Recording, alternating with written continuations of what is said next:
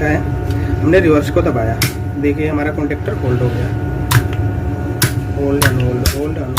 अब क्या करना है कि हमारा, हेलो फ्रेंड, तो मैं रमाकांत इलेक्ट्रिकल दी हाईटेक में आपका स्वागत है। मैं आज आपके लिए एक और वीडियो लेकर आया हूँ रिवर्स फॉरवर्ड की कंट्रोलिंग बनाना। जैसे हम रिवर्स फॉरवर्ड मोटर चलाते हैं ड्यूअल स्टार्टर में, तो उसमें रिवर्स फॉरवर्ड का कंट्रोलिंग क्या होता है, तो चलिए इस पर हम बात करते हैं। तो इसके लिए हम एक डायग्राम लेकर आए हैं, जो हमारे पास ये डायग्राम है। डायग्राम में हमारा दो कॉन्टेक्टर है, एक ये और एक है, और हमारे पास एक रेड पुश बटन है जो कि हमारे पास अवेलेबल है, और हमारे पास दो ग्रीन पुश बटन है।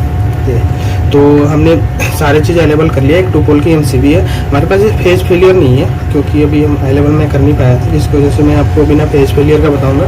वैसे फेज फेलियर यूज बहुत कम जगह ही होता है, मतलब लगभग बहुत कम लोग ही करते हैं। तो चलिए हम इसके बारे में बताते हैं। तो सबसे पहले हम फेस न्यूट्रल का सप्लाई देखते हैं। तो हमारे पास एमसीबी है 2 पोल का, जिसमें हमारा फेस न्यूट्रल सप्लाई आ रहा है। पहले हम देख लेंगे प्रॉपर तरीके से एमसीबी हमारा बंद है कि नहीं। जैसे हमारे ऑफ पोजीशन पर है, एमसीबी बंद है। तो चलिए कनेक्शन करते हैं हम सबसे पहले। तो सबसे पहले हमारा डायग्राम में ये दिखा रहा है कि हम फेस वायर को इन्होंने लिया और फेज फेलियर के उससे होते हुए डायरेक्ट लेकर के ओवरलोड रिले के एनसी पॉइंट में आया 95 में।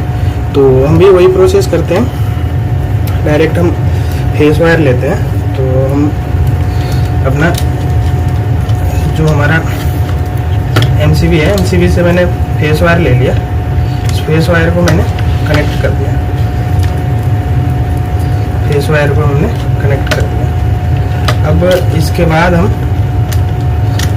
इसे ला करके हम लगाएंगे जो हमारा उसे, तो हमारा जो फेस वायर है उसे हम ला करके अपना ओवरलोड रिले के 95 नंबर पे लगाएंगे। जो हमारा 95 है ये हमारा एनसी है, शायद आपको दिख रहा होगा 95, तो ये हमारा एनसी पॉइंट है। तो हम ला कर इसे एनसी पॉइंट में लगाएंगे। तो चलिए हम इसे लगा देते हैं एनसी पॉइंट में लगेंगे। तो हम इसे एनसी पॉइंट में लगा देते हैं। चलिए हमने इसे एनसी पॉइंट में कनेक्ट कर दिया। ये हमारा एनसी पॉइंट में कनेक्ट हो गया। अब क्या करना है कि हमारा डायग्राम जो दिखा रहा है हमारा है एनसी पॉइंट से आउट लिया 96 नंबर से। तो हम 96 नंबर से आउट ले लेंगे। तो हम 96 नंबर से आउट ले लेंगे, 96 से आउट ले लेंगे। हमने 96 पे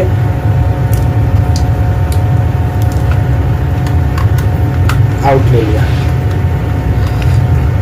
तो हमारा ये 96 पूरा हो गया। अब इसके बाद हमें क्या करना है कि जो हमारा एनसी पॉइंट है, हमारा एनसी है, एनसी के इनपुट में लगा देंगे इसे। हमने ला करके एनसी के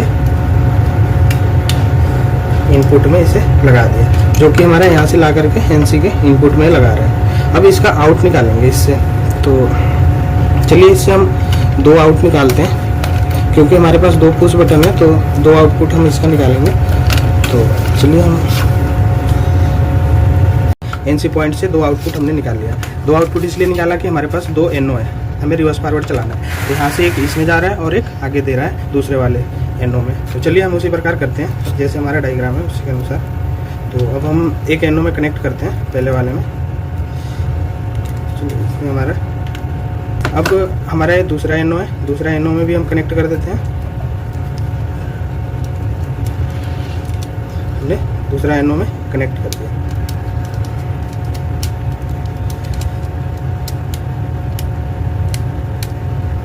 एनओ भी कनेक्ट हो गया। तो ये हमारा कंप्लीट हो गया है यहाँ तक का वायरिंग।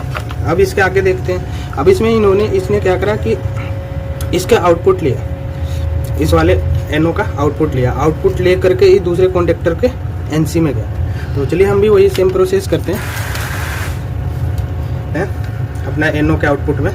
तो ये हमारा पहला एनओ है, हम इसके आउटपुट में कनेक्ट कर लेते हैं। तो हमने ये इस वायर को कनेक्ट कर लिया। डायग्राम देखना है अपना, डायग्राम के अनुसार ये क्या कर रहा है कि एनओ से जो आउटपुट उठाया ये ले जा करके कॉन्टेक्टर के एनसी पॉइंट में लगाया है।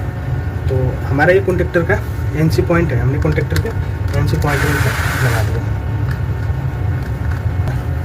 अब इसने क्या करा कि इस दूसरे वाले जो हमारा एनओ है, इस एनओ से एक वायर उठाया और दूसरे वाले कॉन्टेक्टर के एनसी पॉइंट में इसे लगा दिया। तो चलिए हम सेम करते हैं वही, दूसरे वाले कॉन्टेक्टर के हम एनओ से आउटपुट लेते हैं। लिया। अब क्या करना है कि इस कॉन्टेक्टर के हमें एनसी पॉइंट में लगाने हैं दूसरे वाले के। तो दूसरे वाले कॉन्टेक्टर के हम एनसी पॉइंट में इसे कनेक्ट कर दे रहे हैं। इसे कनेक्ट कर दिया। हमारा डायग्राम के अनुसार यहाँ तक कंप्लीट हो चुका है। अब हमें क्या करना है कि जो हमारे एनसी में हम लिए हैं कॉन्टेक्टर के पहले वाले एनओ से, इस एनसी के आउटपुट लेकर के, जैसे हमारा ये आउटपुट जा रहा है, आउटपुट लेकर के हम दूसरे कॉन्टेक्टर के A1 पॉइंट में लगाएंगे। हमारा A1 पॉइंट है, यहाँ लगाएंगे जैसे डायग्राम में दिखा रखा है A1 पॉइंट में। तो चलिए हम भी वही करते हैं। तो हमने एनसी का आउटपुट ले लेते हैं, ये हमारा एनसी है। हमने और दूसरे कॉन्टेक्टर के A1 टर्मिनल पे हमने कनेक्ट कर दिया।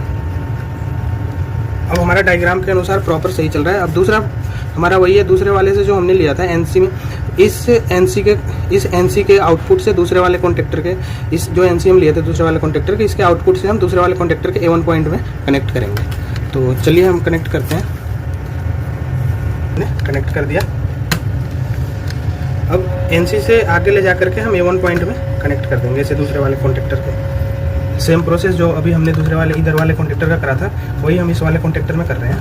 तो हमने इसके A1 पॉइंट में कनेक्ट कर दिया। अब हमारा ये डायग्राम के अनुसार ये हमारे वायरिंग प्रॉपर पूरे हो गए। जो ये दो जा रहे थे इसे हमने पूरा आगे तक कर दिया, जितना A1 पॉइंट तक। अब हमें क्या करना है कि अब हमारा जो मेन वायर आ रहा है ओवरलोड रिले के एनसी से, ओवरलोड रिले के एनसी से जो आ रहा है और एनसी के आउटपुट जो निकल रहा है, तो यहाँ से हमें दो तार लेने हैं। यहाँ से हमें दो तार लेने हैं। आप देख रहे हो कि एक कॉन्टेक्टर के एनओ में ले जाकर लगाया है और दूसरे कॉन्टेक्टर के भी एनओ में ले जाकर लगाया है। तो चलिए हम करते हैं वही प्रोसेस। ये हमारे पास दो तार है, तो दोनों तार को हम कनेक्ट करते हैं। पहले वीडियो थोड़ा लंबा होगा लेकिन प्रॉपर आपको समझ में आएगा। रिवर्स फॉरवर्ड का कंट्रोलिंग जैसे डायग्राम है वैसे ही मैं बता रहा हूँ। चलिए हम इसे इसमें कनेक्ट कर देते हैं।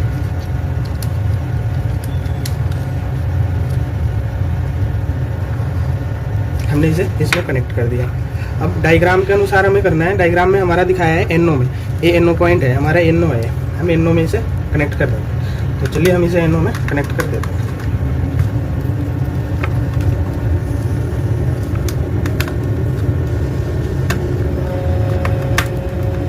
ये हमारा एनओ में कनेक्ट हो गया।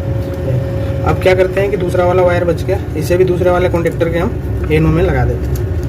तो हमारा ये दूसरा कॉन्टेक्टर है, दूसरे वाले कॉन्टेक्टर को हम भी एनओ में लगा देते हैं।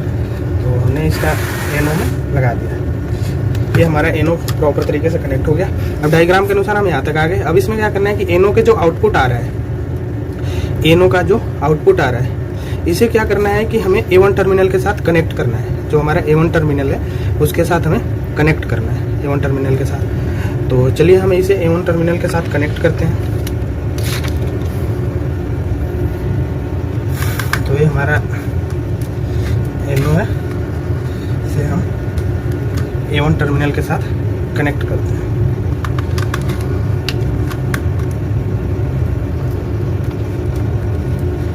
हमने इसे A1 टर्मिनल के साथ कनेक्ट कर दिया। अब दूसरा हमारा जो जा रहा है इसके भी आउटपुट से हम A1 टर्मिनल से दूसरे कॉन्टेक्टर का भी हम कनेक्ट कर देते हैं। A1 टर्मिनल के साथ A1 जो हमारा है कॉइल का, A1 के साथ हम इसे लगा देंगे। तो हमने इसे A1 के साथ लगा दिया। अब हमारा क्या हुआ कि इस डायग्राम के अनुसार प्रॉपर हमारा वायरिंग कंट्रोलिंग हो चुका है। अब हमारा बच रहा है न्यूट्रल। तो हम न्यूट्रल को लेकर के आते हैं और A2 पॉइंट और दूसरे पहला कॉन्टेक्टर के A2 पॉइंट, दूसरा कॉन्टेक्टर के A2 पॉइंट में दे देते हैं। तो चलिए हमारे पास न्यूट्रल आ रहे हैं वहाँ से अपना MCB से। तो हमने न्यूट्रल को कनेक्ट कर लिया MCB में। ये हमारा न्यूट्रल है और न्यूट्रल को हमने कनेक्ट कर लिया और इसे ला करके हम A2 पॉइंट में कनेक्ट कर देंगे, कॉन्टेक्टर के A2 में। जो हमारा कॉन्टेक्टर है, कॉन्टेक्टर के A2 में हम इसके साथ हम दूसरे वाले के भी लूप ले रहे हैं क्योंकि में न्यूट्रल तो हमारा सेम ही है। न्यूट्रल को यहाँ पे कनेक्ट कर दिए। अब हमारा न्यूट्रल के एक आउटपुट लगाना है, दूसरे वाले के A1 टर्मिनल पे A2 टर्मिनल पे लगाना है दूसरे कॉन्टेक्टर के।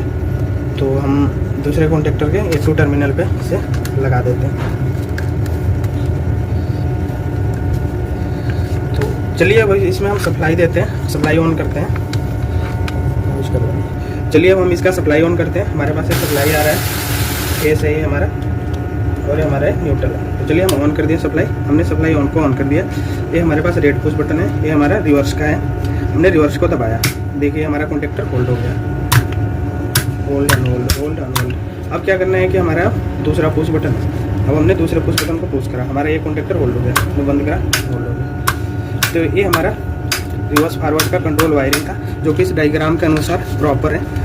तो आप इस प्रकार से कंट्रोल वायरिंग कर सकते हैं रिवर्स फॉरवर्ड के लिए। आपको अगर रिवर्स फॉरवर्ड में मोटर चलाना है तो आपको हम कंट्रोल वायरिंग भी बताएंगे इसका, कंट्रोल वायरिंग से कैसे हमें कंट्रोल करना, कंट्रोल कर मोटर में कैसे जोड़ना है 3 फेज से लेकर के मोटर में। तो चलिए हम मिलते हैं हम नेक्स्ट वीडियो में कंट्रोल वायरिंग के साथ। तो थैंक यू।